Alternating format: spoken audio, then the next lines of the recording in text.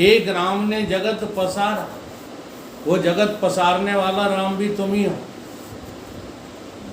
और एक राम सब जग से न्यारा, जो सबसे न्यारा है वो भी तुम ही। ये चारों राम चार स्थान पर अपने अपने जो है सत्ता के अनुसार मौजूद हैं, अभी भी हैं, आपके भीतर भी हैं। नहीं तो तुलसीदास जी को ये नहीं लिखना पड़ता, तुलसी जा संसार को भयो मोतिया घट में है सूझे नहीं। तेरा राम तुझ में विद्यमान है पर तुझे दिखता नहीं, तो दोष किसका है? अपने ही राम को तुम देख नहीं पा रहे, क्यों नहीं देख पा रहे हो? तो उसके जो है विरोध में थोड़ा सोचना शुरू करो। ये सोचवाते हैं जो लोग, वो सच्चे सत्संगी हैं। कौन नहीं देखने दे रहा राम को? तुम्हारा काम नहीं देखने देगा। सुबह से लेकर के ईमानदारी के साथ बताओ, जब सुबह हम जो है निद्रा से उत्तिष्ठ होते हैं, हाँ, एक उपनिषद का सूत्र यहाँ जो है लागू होगा, बहुत अच्छा, वो भी थोड़ा क्लियर किए देते हैं। उत्तिष्ठ, सबसे पहले क्या करिए? उठिए, जागृत, जागिए, प्राप्य, प्राप्त कीजिए, वरन बोधना, फिर जो है परमात्मा का बोध प्राप्त करिए। तो सबसे पहले शब्द क्या आया है? उत्तिष्ठ। ठीक है, उठिए। अब हम एक जो है प्रश्न रख रहे हैं। इस कमरे में हम लेटे हुए हैं, मास्टर साहब का कमरा है, ये लेटे हुए हैं, बाहर से कुंडी खटकी, ठीक, सो रहे थे मास्टर साहब। तो पहले उठे, सांकर खोली, कि पहले जगे तब सांकर खोली? पहले उठे कि पहले जगे? बोलो, पहले जगे कि पहले उठे? एक जवाब दो। जगे पहले, उसके बाद पहले उठे। शांत रहिए, को नहीं तो गड़बड़ है। वो सच बताऊं तो फिर बुरा लग जाता, उठ रहे ही नहीं। जहाँ धरे हो तहीं अभी धरे हो, उठ नहीं पा रहे। उठ जाओ तो जीवन धन्य हो जाए, लेकिन उठते हो नहीं, केवल भाषा सीख लिए कि पहले उठे कहो, वेदांती हो ताज है। कोई वेदांती नहीं है इस दुनिया में, जिसकी अनुभूति ज्यों की त्यों जो है वर्ताव में नहीं आ रही है, वो कोई वेदांती नहीं है, चाहे जितने बने होशियार बने रहो। तो देखो जो है, पहले आप उठते हैं, पहले जगते नहीं हैं। क्यों? क्योंकि अपनी उस प्रक्रिया को पहले वापस ले जाना सीखो। रात को आप जब सोने चले थे, निद्रा में गए थे, ठीक है, तो जो निद्रा में गया था वो उस निद्रा में जाकर के बैठ गया, तभी तो सो रहा है। ठीक है, अब हम किसको कह रहे हैं उठना? ये 3.5 हाथ के शरीर को, कि ये पहले जगा तब उठा। क्योंकि बिना जगे अब जगा कौन और उठा कौन? इसमें थोड़ी गहराई है। हाँ, तुम भी कह दो भैया, तुम ना रहो, वो उठो। हाँ चलो बोलो, चौपाई बोलो ना। हाँ, क्या निस्विगत? रात बीत गई। अच्छा, लखन की रात बीत गई, तुम्हारी तो बीत ही नहीं रही। लक्ष्य से बात करना चाहिए हमेशा। लक्ष्य अर्थ ही वास्तविक अर्थ होता है, वाच्य अर्थ कोई अर्थ थोड़ी है। रामलीला खेल लो, क्या उससे कुछ मिल रहा है? नकलची हो गए हो।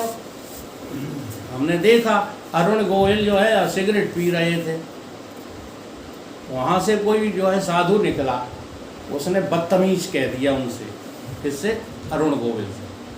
तो उन्होंने कही क्यों, हमारी अब दुनिया पूजा कर रही हो तो हमें बदतमीज कहते हो। कहीं बदतमीज तो तुम जन्म के हो। राम को कभी सिगरेट पीने का पूरे रामचरितमानस में जिक्र आया है? सूंटे लगाते थे राम। तो ऐसे ही तुम राम लक्ष्मण भरत शत्रुघ्न की नकल भले कर लो, नौटंकी कर रहे हैं। हाँ जी, एक बार तुम राम होके तो देखो, लक्ष्मण होके तो देखो, हाँ सीता होकर के तो देखो, जीवन धन्य हो जाएगा। सब कुछ करते हुए तुम्हें कुछ संसार में करना ही नहीं है, तुम्हें पता लग जाएगा। परंतु हम वो होना नहीं चाहते, बल्कि उनकी नकल करना चाहते। तो जो उठता है वही जगेगा और कोई दूसरा नहीं जगेगा। इसलिए अनुभव करके देखो, तुम्हारे 3.5 हाथ का ये जो स्थूल शरीर है, ये अत्यांतिक जड़ है। इसने आज तक कभी जिंदगी में कुछ किया नहीं, लेकिन इसके भीतर बैठा इसके कार्यों का, इसके धर्मों का अभिमान करके कर्ता बना इस संसार में सुख दुख भोग रहा है। जी हाँ, गीता कहती है प्रकृति क्रियामाणान गुण कर्म सर्वसय अहंकार विमूढ़ आत्मा कर्ता अहम इति मन। तो कौन उठता है? जो मैं सोई थी ना रात को, वही मैं तो उठी। और जब वो उठी तब वो आप अनुभव करके देख लेना, मैं कोई ये गप्पे नहीं सिखा रहा हूँ, ये सत्य कथा है, ठीक है। और पुराणों की कहानियां याद कर लेना, गप्प कथा है। आप उठे, उठ करके अनुभव करो। सबसे पहले आप अपनी वृत्ति में, अंतःकरण में जागे। नई जगह पर जाकर के सो कर के देखो। जब सुबह आप जागते हैं तो लगता है कि मैं कहाँ हूँ। जगने पर ये पता नहीं लगता कि मैं कौन हूँ, कहाँ हूँ, बस इतना लगता है कि मैं जगा हूँ, मैं हूँ। सारी बात समझ? हाँ, तो जो तुम्हारी मैं सोती है वही मैं जागती है, वही मैं उठती है। सबसे पहले उठती है, फिर वृत्तियों में जागती है, और फिर इंद्रियों में गमन करती है, जागती है, और सेंसिटिव हो जाती है, सेंस में आ जाती है। ज्ञान होने लगता है कि कोई दरवाजा खटखटा रहा है। तो एक तुम अब दूसरे राम हो। एक राम तो ये जो 10 इंद्रियों के बीच में खेल रहा है। कौन? स्थूल शरीर। ये दशरथ का बेटा है। 10 इंद्रियों के बीच में स्थूल शरीर के अभिमान को धारण करने वाला दशरथ का बेटा है कि नहीं?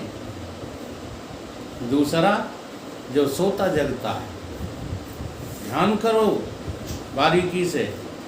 स्थूल शरीर न कभी जगता है न कभी सोता है। जैसे इस कटोरी से कहो ये कटोरी सो जाए और जग जाए, कर पाएगी? बोलो।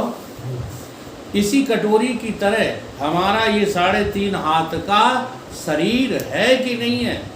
छित जल पावक गगन समीरा, पंच तत्व ये अधम शरीरा। तो जैसा ये शरीर तैसी ये कटोरी, ये भी तो 5 तत्वों की है।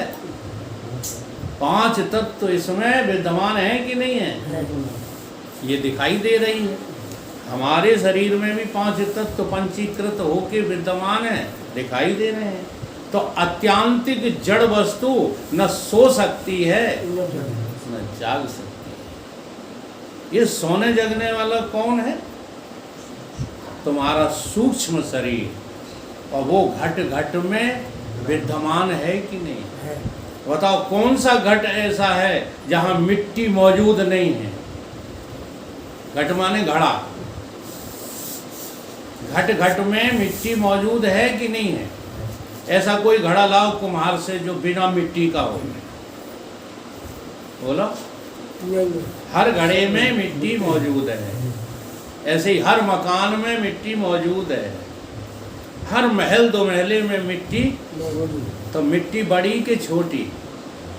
देखो मकान बड़ा छोटा, घड़ा घड़ी, घड़ा घड़ी से मतलब है सुराई। हाँ, घड़ा में जो है मेल फीमेल नहीं होते, लेकिन बोलते हैं, छोटे को घड़ी बोल देते हैं और बड़े को घड़ा बोल देते हैं। मटका मटकी, घड़ा घड़ी। तो बताओ, घड़ी में उतनी मिट्टी और घड़ा में उतनी मिट्टी। ठीक है, तो वो राम जो घट घट में लेटा है वो सब में है कि अकेले हम में ही है? सब है।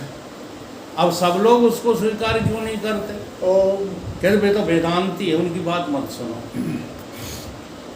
इसलिए नहीं करते हो कि राम पर तुम्हें भरोसा नहीं है, काम पे भरोसा है। इसलिए काम तुम बड़े से बड़े करने में लग जाओगे, पर राम को ढूंढने के लिए फुर्सत नहीं। उसी राम ने जगत पसारा। अब देख लो, रात्रि काल में ये जगत का आपके पास भाव था कि अभाव था? रात्रि काल में जब घोर निद्रा में सो रहे थे, तब तुम्हें कौन सुख दे रहा था? कौन दुखी किए था? न कोई सुख था न कोई दुख था। घोर निद्रा में किसी को कुछ होता है? कुछ नहीं होता। इस जगत का पूर्ण रूपेण अभाव, पूर्ण रूपेण अभाव माने जगत का लय हो जाना, जगत की प्रलय हो जाना। ठीक है, तो नींद में तुम मौजूद थे लेकिन जगत नहीं था। तो प्रलय करता हुए कि नहीं शंकर? तुम साक्षात शंकर स्वरूप हो कि नहीं हो? अब वही राम क्या है? सब सृजनहारा। जब सवेरे खड़े हुए, जब तुम वहां से निकले, उत्तिष्ठ वृत्ति में आए, तो ये सारा जगत खड़ा हो गया कि नहीं हो गया? तो वही राम हो तुम कोई और हो? उसी राम ने जगत पसारा। अब एक राम और है, जी हाँ, वो दशरथ के बेटे को भी जान रहा है, वो घट घट में लेटे हुए को भी समझ रहा है। ठीक है, और जगत के अभाव को और जगत के भाव को भी जान रहा है। वो तू ही है कोई और है? वो कौन है? कौन है वो? वो तुम ही हो। तुम हर चीज के दृष्टा हो, हर बात के तुम साक्षी हो। अनुभव नहीं करो तो चाहे कुछ कहते रहो, मनोमुखी होके चाहे जैसी बातें करो, लेकिन अनुभव करोगे तो तुम्हें पता चलेगा कि अपने नींद के, अपने जागने के, अपने रोने के, अपने सुख के, अपने दुख के गवाह तुम ही हो, तुम्हारे अलावा और कोई नहीं है। वही राम सब जग से तो जो राम वो है, वही राम तुम हो। इस अनुभूति को करने का नाम सत्संग है। बिन सत्संग विवेक न होई। राम कृपा बिन। तो कृपा तो हो चुकी है, देवानुग्रह हेतुकम मनुष्यत्वम मोक्षत्वम। मोक्ष की जो इच्छा है वो सुख की इच्छा है। सारे प्राणी सुख चाहते हैं, सुख के अलावा दुख कोई नहीं चाहता, और दुख भी कोई चाहता है तो सुख के लिए दुख चाहता है। इसलिए सब मोक्ष के अधिकारी हैं।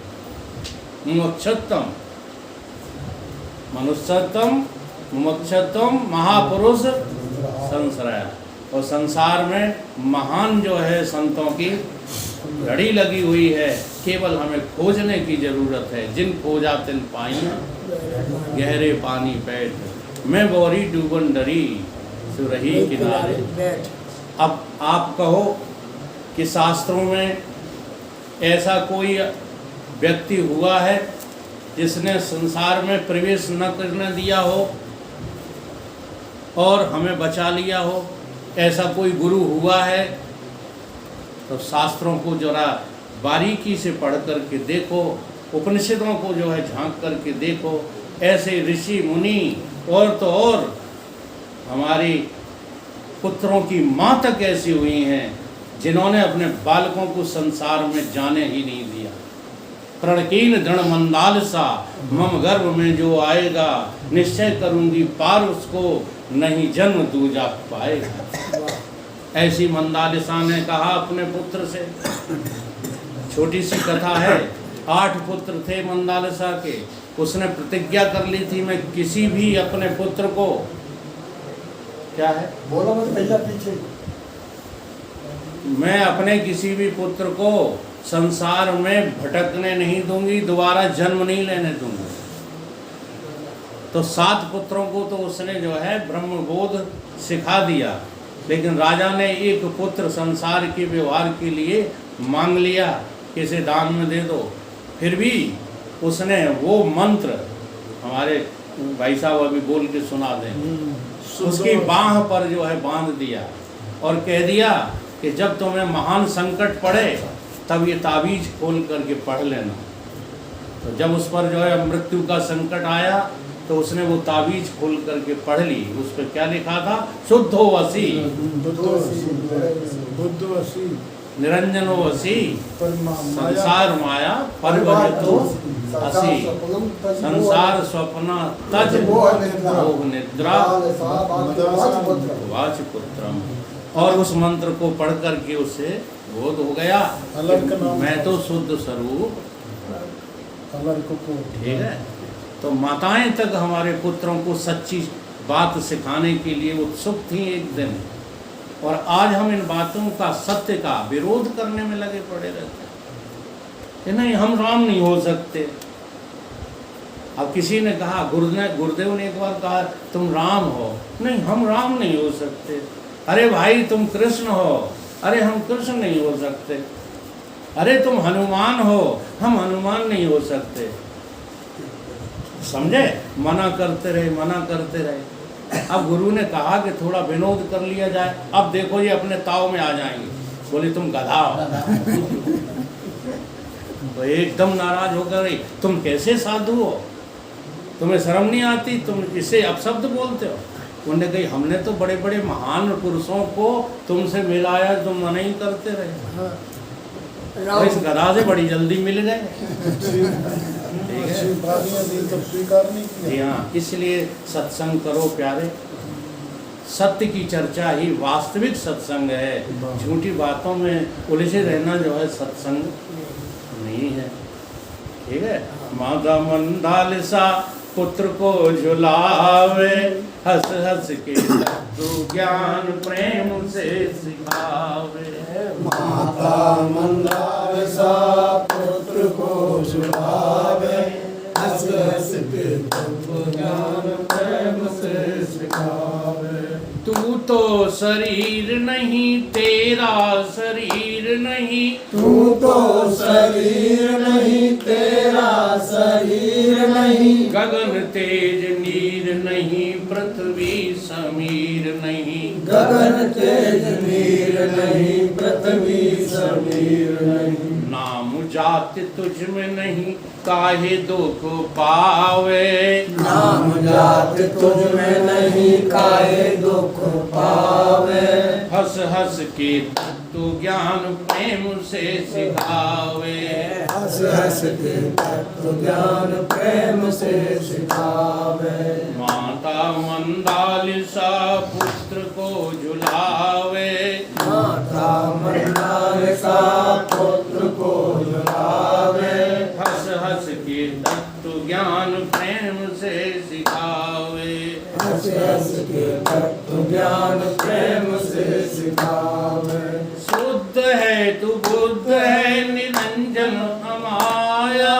शुद्ध है तू बुद्ध है, निरंजन अमाया। संसार माया से परे रहत काया। संसार माया से परे रहत काया। संसार स्वप्न तज मोह क्यों बढ़ावे। संसार स्वप्न तज मोह क्यों बढ़ावे। हंस हंस हंस के तत्व ज्ञान प्रेम से सिखावे। हंस हंस के तत्व ज्ञान प्रेम से सिखावे। माता मंदालिसा पुत्र को झुलावे। माता मंदालिसा पुत्र को झुलावे। हंस हंस के तत्व ज्ञान प्रेम से सिखावे। हंस हंस के तत्व ज्ञान प्रेम से सिखावे। पिता पुत्र मात भ्रात देह के है नाते। पिता पुत्र मात भ्रात देह के नाते। यही घटे बढ़े नित्य शास्त्र तुझे गाते। यही घटे बढ़े नित्य शास्त्र तुझे गाते। यही घटे बढ़े नित्य शास्त्र तुझे गाते। यही घटे बढ़े नित्य शास्त्र तुझे गाते। हो के सच्चिदानंद रोना क्यों आवे। दुख सच्चिदानंद रोना क्यों आवे। हंस हंस के तत्व ज्ञान प्रेम से सिखावे। हंस हंस के तत्व ज्ञान प्रेम से सिखावे। माता मंदालिसा पुत्र को झुलावे। माता मंदालिसा पुत्र को झुलावे। हंस हंस के तत्व ज्ञान प्रेम से सिखावे। हंस हंस के तत्व ज्ञान प्रेम से सिखावे। क्षुधा तृष्णा प्राण धर्म सुख दुख है मन के। क्षुधा तृष्णा प्राण धर्म सुख दुख है मन के। साक्षी विज्ञान आप जन्म मरण तन के। साक्षी विज्ञान आप जन्म मरण तन के। अब इसमें थोड़ा विचार किया करो। कभी कभी जैसे आपको भूख लगी तो आपको क्या लगता है, भूख किसको लगी? कभी लगता है कि ये भूख धर्म प्राणों का है, प्यास धर्म प्राणों का है, ये हमारा नहीं है। ये लगता है कभी, बल्कि ये लगता है कि भूख हम ही को लगी। बस यही गुत्थी तो सुलझाना है। भूख और प्यास प्राणों का धर्म है। सुख और दुख जो होते हैं वो मन के धर्म है। वो हमें थोड़े ही होते हैं। हमें कभी कोई सुखी नहीं कर सकता, हमें कभी कोई दुखी नहीं कर सकता, लेकिन हम सुखी दुखी बने ही रहते हैं। क्यों? क्योंकि मैंने मन के धर्मों को अपने में आरोपित कर लिया, इसलिए बने रहते हैं। ठीक है। और जन्म मरण है इसका तन का, यही जन्मता आया है। जातस्य ध्रुवा मृत्यु ध्रुवम जन्म मृत्युस्य च। यही मरता, यही जन्मता है। तुम तो कहो मरते ही नहीं, तुम तो चले जाते हो। अगर तुम भीतर वाले भी हो, ठीक है, सही पता नहीं है तो इतना तो पता है कि हम निकल जाते हैं इस देह से मरते मरते, जन्म मरण तन के। धन्य ऐसी माता भवबंध से छुड़ावे। धन्य ऐसी माता भवबंध से छुड़ावे। हंस हंस के तत्व ज्ञान प्रेम से सिखावे। हंस हंस के तत्व ज्ञान प्रेम से सिखावे। माता मंदालिसा पुत्र को झुलावे। माता मंदालिसा पुत्र को झुलावे। हंस हंस के तत्व ज्ञान प्रेम से सिखावे। हंस हंस के तत्व ज्ञान प्रेम से सिखावे। बोलिए सतगुरुदेव सतगुरुदेव भगवान की जय।